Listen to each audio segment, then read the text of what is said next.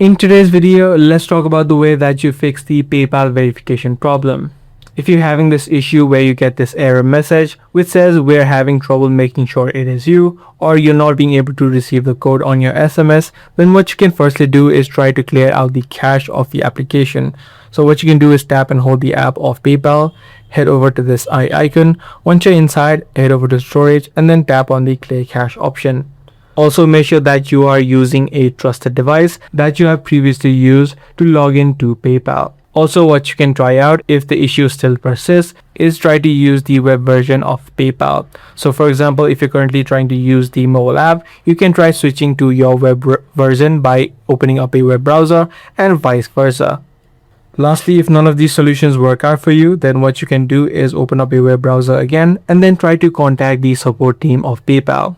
So you can just open up this website and then try to explain the exact issue that you're facing with your login verification. I do hope this guide video was helpful to you. If it was, be sure to subscribe, share, and also give this video a thumbs up.